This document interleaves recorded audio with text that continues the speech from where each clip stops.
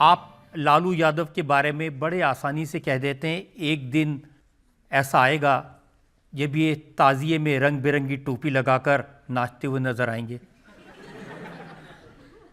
देखिए, ये लोग ढोंगी हैं। जब हमें गाली देंगे और वहाँ जब मज़ार पे जाएंगे तो पूरा लगेगा कि कोई इमाम आ गया हो, कहीं से ईरान से कोई शेख आ गया हो, ऐसे वस्त्र धारण कर लेंगे। हमें अपने धर्म पर फक्र है, दूसरे के धर्म का भी हम सम्मान करते हैं। नौटंकी नहीं करना चाहिए। लालू जी वोट के खातिर नौटंकी करते हैं, इसीलिए मैं ये सब करता हूँ। लेकिन आपको नहीं लगता कि इससे समाज में दरार पैदा होती है? आप कहते हैं ये तेहरान की तरह माथे पे टोकरी लेके जाते हैं। ये मैं सच कहता हूं। सब आदमी को अपने धर्म का सम्मान करना, दूसरे धर्म का भी सम्मान करना।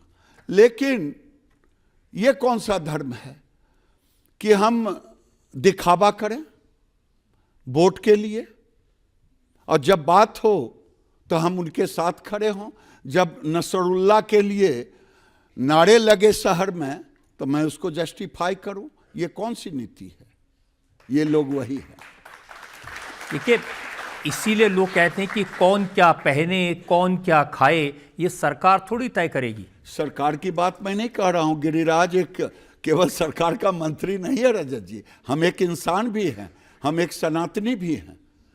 मुझे तो फक्र है, मुझे कोई कहता है तो मुझे फक्र है। मैं पैदा लिया हिंदू में, बड़ा हुआ हिंदू में, पार्टी में ज्वाइन किया, बाद में कार्यकर्ता बना, एमएलए एमपी बाद में बना, मंत्री संतरी बाद में बना। मैं तो कहता हूं मैं सब कुछ छोड़ सकता।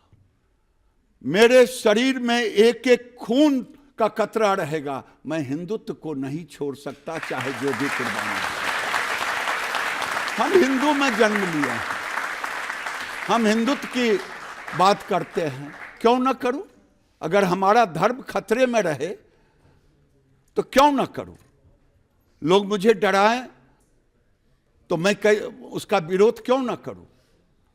तो कहां खतरे में है? आज कैराना आपने देखा कि नहीं?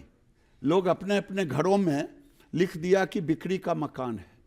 मैं तो कह रहा हूं कि जिनको देखना हो, अगर हमारी बात गलत लगे, जहां 60% से ऊपर उनकी आबादी हुई है, वहां एक डरावना सा माहौल बन गया है।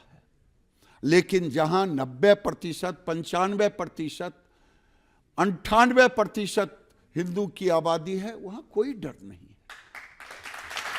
आखिर क्यों?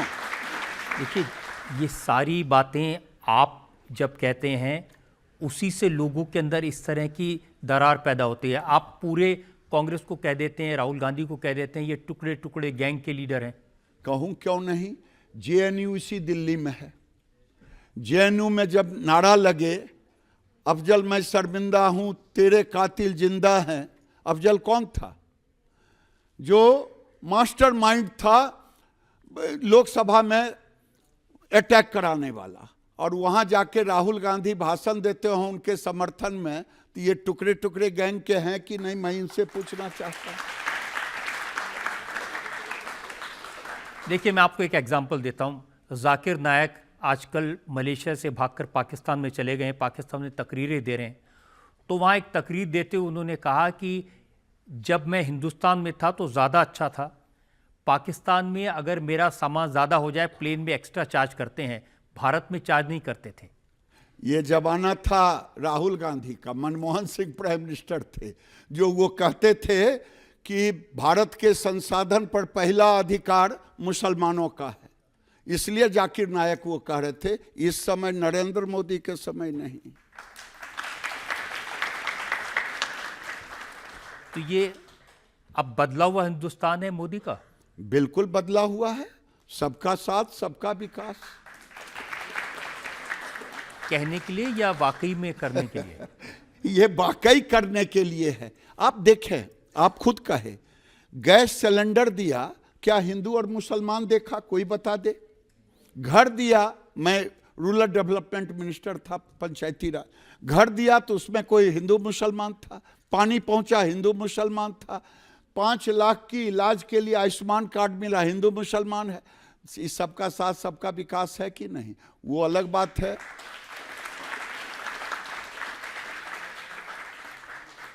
लेकिन वो लोग कहते हैं कि बुलडोजर चला तो हिंदू मुसलमान है। नहीं, ये उनके सोच है। अगर वो कहते हैं कि अगर एनकाउंटर हुआ तो हिंदू मुसलमान है। नहीं, क्योंकि अगर हत्यारे हैं, बदमाश हैं, तो मारे भी तो वही जाएंगे। जो करेगा गलत, हत्या करेगा, कोई मर्डरर है तो मर्डरर ही मारा जाएगा, मर्डरर पर ही काम होगा।